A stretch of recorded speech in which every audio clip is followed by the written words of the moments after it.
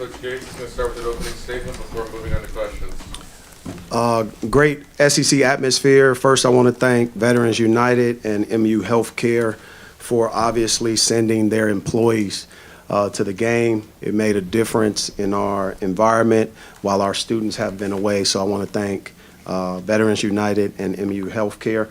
I thought we were able to execute a game plan regardless of the deficit in that first half, but our guys fought back, and ultimately we were able to cut that lead and get some easy plays, easy baskets. But in that second half, I think we were up 3. 9-0 run by UGA. They had that in and out 3, hit every part of the rim, and then another 3 at that point, which allowed them to kind of catch the lead and didn't look back.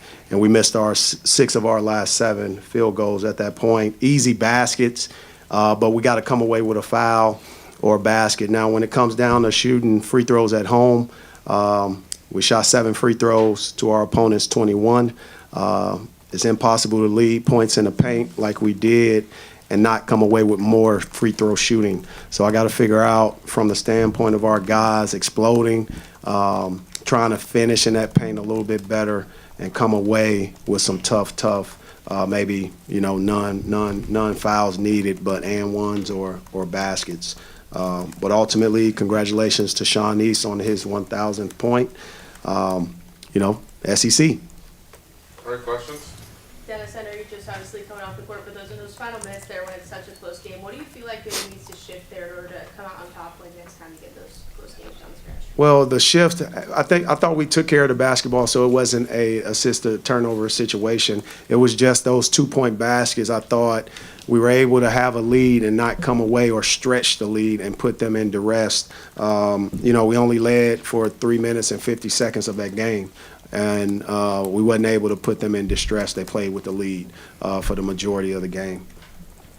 What went into Sean East playing the entire game, all 40 minutes? Well, at Robinson, he had, he had to go see his grandmother. She's not doing well, and he was absent, and he had to get back today. As he's going through his family situation, I want to just send our thoughts and prayers to the Robinson family, and that's why those minutes was such.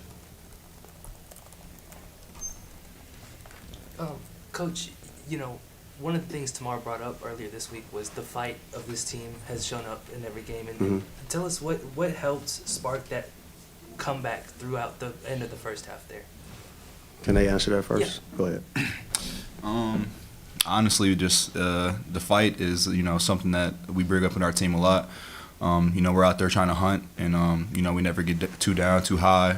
We stay middle grounded, and we're gonna go out there and play our best ball as long as we can. So it's just a mindset that we have, and we take that into every possession that we have.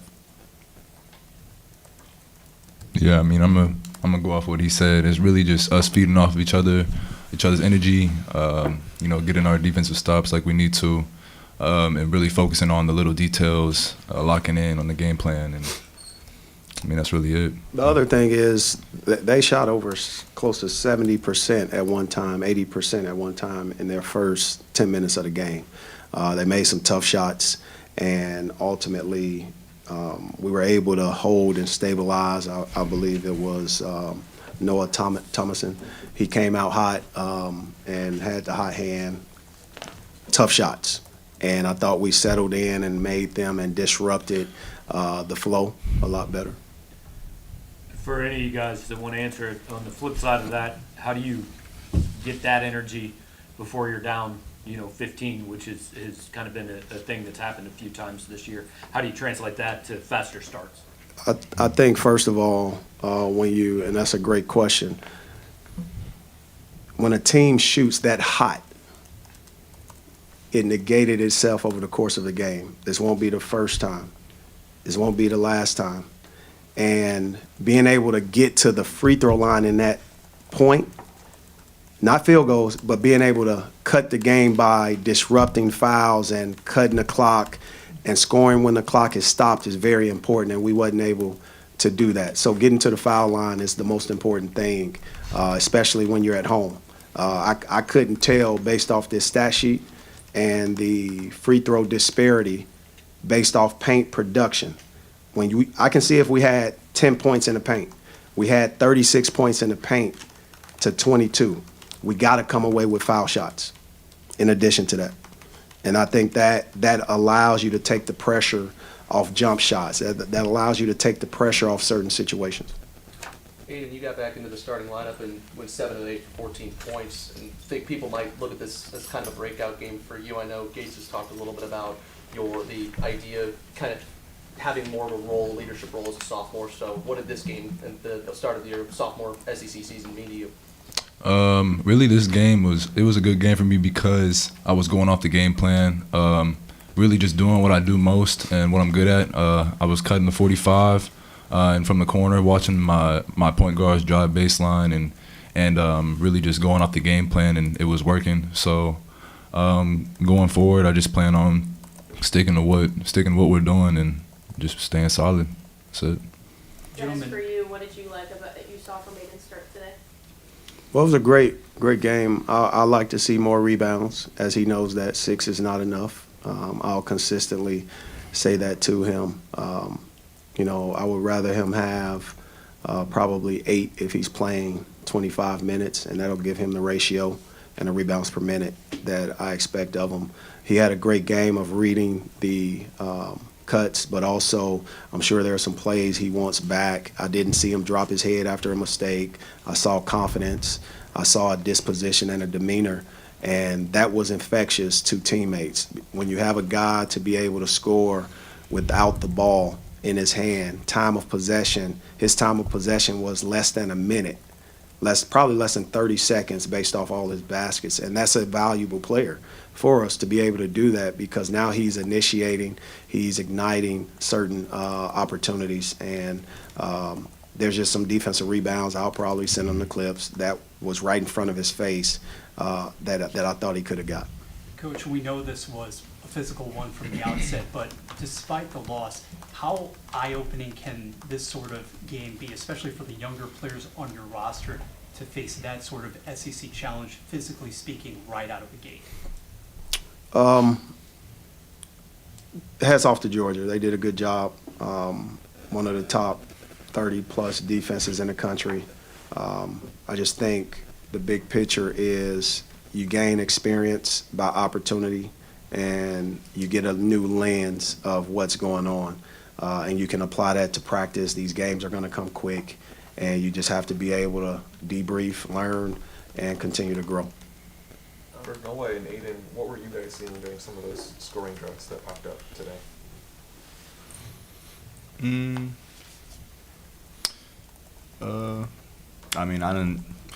I didn't really see anything during the scoring droughts. Because obviously we're trying our hardest to get buckets, but specifically, I feel like down the edge, what got us in trouble was just not getting rebounds. I want to take accountability on that. I only had 3 rebounds, so got to be better on that part. But scoring droughts come, there you go. So this team is very skilled offensively, so I'm not really worried about the scoring droughts.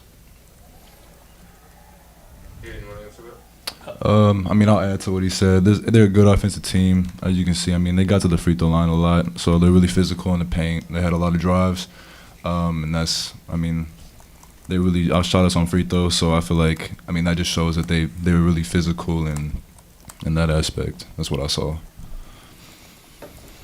For Noah and Aiden, 19 three-point attempts today, which is kind of low for you guys, but 36 points in the paint. What was kind of the look that Georgia's defense was giving y'all that made y'all kind of attack the paint a little more? They play a really good pack line defense, and we knew going in, it was in our game plan that we wanted to attack the baseline. We needed to get baseline drives, get into their paint and play off that. And Aiden played phenomenal today with his cuts. Obviously, that boy was up there dunking, flying high. But that was the emphasis of the game. So the threes that we got we're playing off that, and we wanted to pound the paint.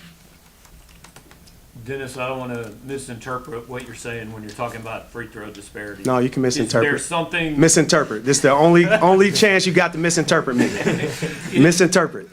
Are you saying there's something your team needs to do differently, or is this a comment on how games are called? I don't comment about how games are called. I read the stat sheet first and foremost. So let's read the stat sheet. The stat sheet says at home we shot 7 free throws. That's what it says. You're not winning basketball games in the SEC if you're shooting 7 free throws at home. All right, any other questions?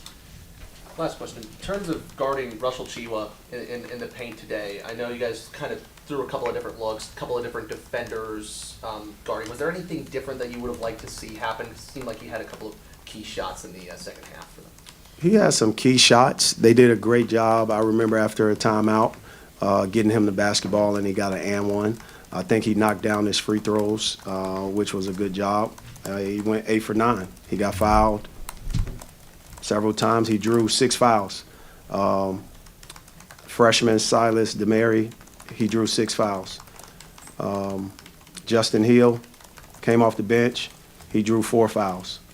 So when you're in a situation where guys are drawing fouls like that, we got to do a better job of drawing fouls as well, and we didn't do that. I think our highest was Sean East drew 3 fouls, Tamar Bates drew 3 fouls, and Russell Chiwa, he drew 6 fouls, and he executed on the free throw line, going 8 for 9. All right, thanks, guys.